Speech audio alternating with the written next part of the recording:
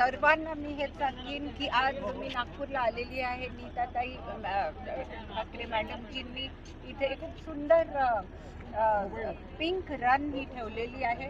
स्त्रियांच्या शक्तीसाठी काय जरुरी आहे, सशक्तीकरणासाठी काय जरुरी आहे की ते हेल्दी राहाव्यात आणि त्यासाठी अशा रन आणि रेग्युलरली स्त्रियांनी आपल्या हेल्थकडे लक्ष देणं हे जरुरी आहे आणि याची सुरुवात आज होती महिला दिनाच्या दिवशी. याचा आनंद आहे. नागपूर महानगरपालिका ही महिला राज म्हणून ओळखली जात आहे, त्या संदर्भातच आज महिला दिवस आहे. काय सांगाल तुम्ही या संदर्भात?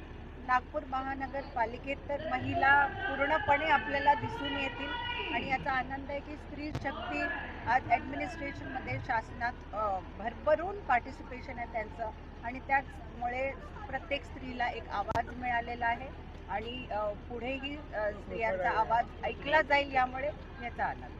स्वराज्य पदावर राष्ट्रपतीपासून तर सरपंचापर्यंत महिला हे भूमिका बजावत असतात. काय संदेश द्याल तुम्ही या संदर्भात? संदेश फक्त एकच देऊ शकते मी की प्रत्येक स्त्रीने, आज जागतिक महिला दिन आहे, प्रत्येक स्त्रीने स्त्रियांच्या मागे उभं राहायला पाहिजे. ज्या स्त्रियांना गरज आहे आणि ज्या स्त्रिया त्यांच्या आसपास आहे, आपण एकत्रित पुढे गेलो तर एक खूप मोठी शक्ती म्हणून पुढे येऊ शकतो जगाच्या.